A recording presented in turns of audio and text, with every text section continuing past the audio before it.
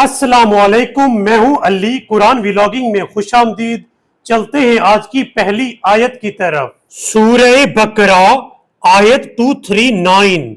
پھر اگر تم حالت خوف میں ہو تو پیدل ہو یا سوار، جس حال میں ہو نماز پڑھ لو، اور جب تمہیں امن مل جائے تو اللہ کو اسی طرح یاد کرو جس طرح اس نے تمہیں وہ کچھ سکھایا ہے جس سے تم پہلے نہیں جانتے تھے۔ ناظرین، قرآن مجید کی اس آیت میں اللہ تعالیٰ نے حکم دیا ہے کہ اے لوگو، اگر تم خوف کی حالت میں بھی ہو تو تم نے نماز ہر صورت ادا کرنی ہے۔ یعنی اگر ایسی سچویشن نہ ہو جس میں اطمینان کے ساتھ تم نماز ادا کر سکو اور تم خوف کی حالت میں ہو، تو اس حالت میں اگر تم چل رہے ہو تو چلتے ہوئے نماز پڑھ لو، اور اگر تم کسی سواری پر سوار ہو تو اس سواری پر بیٹھے ہوئے تم نماز ادا کرو۔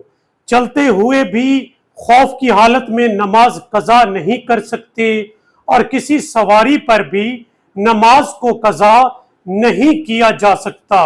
اور اللہ تعالیٰ نے فرمایا ہے کہ اے لوگو، خوف کی حالت میں اگر تم پیدل چل رہے ہو یا سوار ہو تو اس صورت میں ضروری نہیں ہے کہ قبلہ کی طرف رخ کر کے نماز پڑھی جائے، بلکہ کسی بھی طرف رخ کر کے نماز ادا کی جا سکتی ہے، اور رکوع اور سجود کے لیے فقط اشاروں پر اکتفا کیا جا سکتا ہے۔ لیکن اللہ تعالیٰ نے حکم فرمایا ہے کہ نماز ہر صورت پڑھنی ہے، بے شک انسان بستر مرگ پر بھی کیوں نہ ہو۔ اب چلتے ہیں قرآن مجید کی اگلی آیت کی طرف۔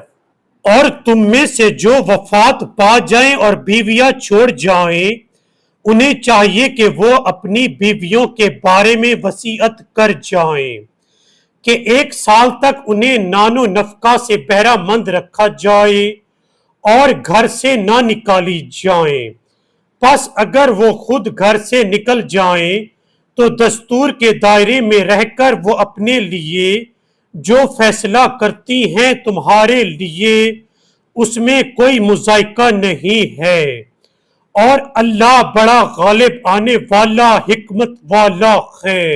ناظرین، قرآن مجید کی اس آیت میں اللہ تعالیٰ نے حکم دیا ہے کہ جو لوگ مر جائیں انہیں چاہیے کہ اپنی بیویوں کے بارے میں یہ وصیت کر جائیں کہ انہیں 1 سال تک نان و نفقہ دیا جائے گا اور وہ گھر سے نہ نکالی جائیں۔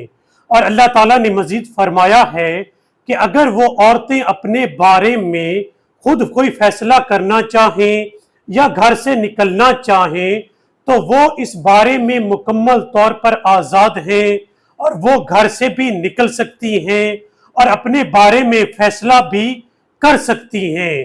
اب چلتے ہیں قرآن مجید کی اگلی آیت کی طرف۔ اور مطلقہ عورتوں کو دستور کے مطابق کچھ خرچہ دینا یہ متقی لوگوں کی ذمہ داری ہے۔ اللہ اپنی نشانیاں تمہارے لیے اس طرح کھول کر بیان فرماتا ہے تاکہ تم عقل سے کام لو۔